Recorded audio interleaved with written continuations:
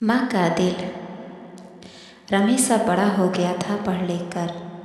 अब उसकी एक अच्छी सी नौकरी एक शहर में लग गई थी।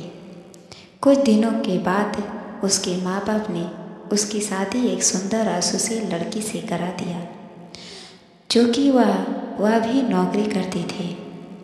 अब रमेश और पत्नी दोनों जॉब करते हुए एक साथ ही शहर में बस गए थे। कुछ दिनों के पश्चात रमेश के पिताजी भी अब इस दुनिया को छोड़कर चले गए, जिसके बाद उसकी माँ एकदम सी अकेली सी हो गई थी। जिसके बाद कुछ दिनों के बाद रमेश अपनी माँ को अपने साथ रहने के लिए शहर ले आया। जिसके बाद शहर में आकर रमेश की माँ खुद को एकदम अकेले पाती थी। इस तरह उन्हें भी अच्छा नहीं लगता था, लेकिन एक माँ अपने बेटे की हमेशा खुशी ही चाहती है।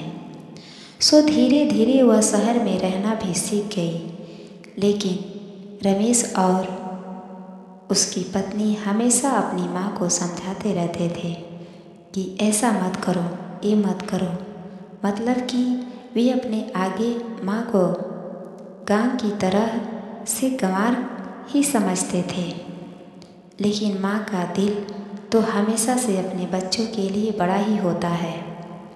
सो वे सभी बातें चुपचाप सुनकर हाँ में हाँ मिलाकर रह जाती थी।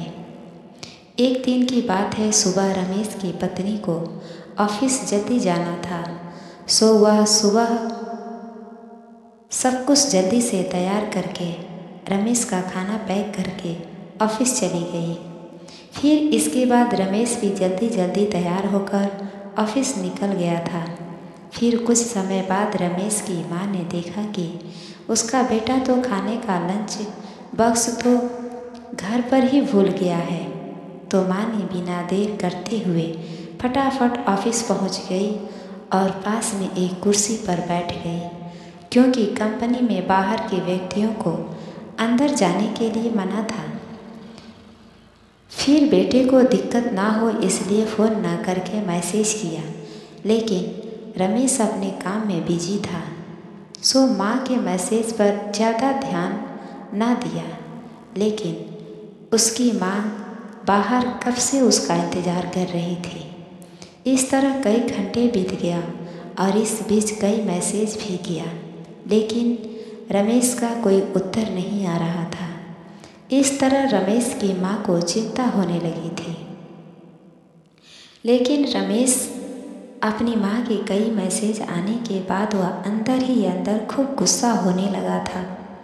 आज तो उसने तय कर लिया था कि आज घर जाकर माँ को खूब अच्छी तरह से समझा देगा कि यह उसका गांव नहीं है जो कुछ भी मनमानी करती है। और इस तरह शाम हो गया।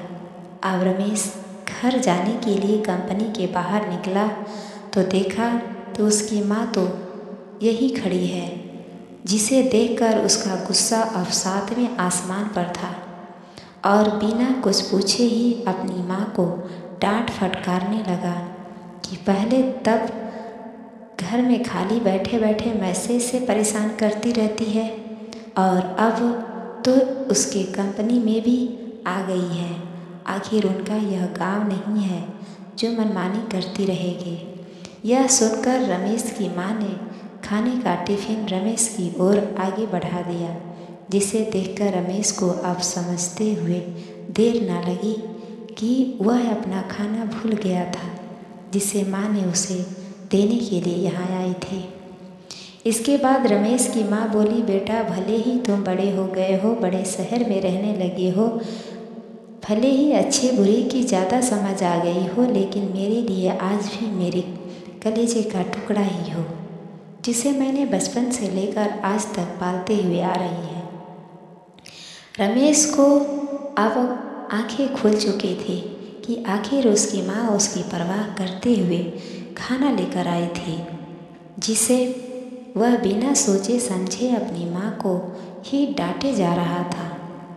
अब वह अपने किए हुए पर बहुत पछतावा हो रहा था, जिसे देखकर माँ ने उसे एक बार फिर से अपने गले लगा लिया और इस तरह रमेश अब आगे से खुद को माँ के लिए बदल लिया था।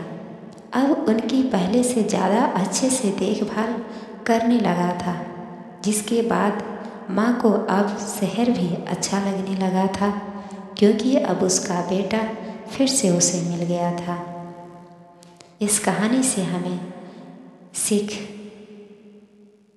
यह मिलती है कि शिक्षा मिलती है कि एक तरफ जहाँ हम पढ़ लिख कर खुद को ज़्यादा ही समझदार समझने लगते थे, जिससे जाने अनजाने में माता पिता की बातों को गलत साबित करने में लग जाते हैं, लेकिन हम सभी यह भूल जाते हैं जिस माँ बाप ने अपने बच्चों को खुशियों के लिए अपनी खुशियों तक का त्याग कर दिए हो, वो भला माँ बाप अपने बच्चों का कैसे बुरा कर सकते हैं। हर माँ बाप की यही इच्छा होती है कि उनके संतान उनकी बुढ़ापे की लाठी बने, लेकिन विकास की अंधी दौड़ में हम सभी अपने मूलों को भूलते जा रहे हैं, जो कि बहुत ही शोचनीय है। अगर हमारे माँ बाप हमें पाल सकते हैं तो हम उन्हें बुढ़ापे में उन्हें क्यों ही पाल सकते हैं। यही तो हर माँ बाप की इच्छा होती है। तो आप सभी अपने माँ बाप के उम्मीदों पर जरूर खरे उतरें। धन्यवाद।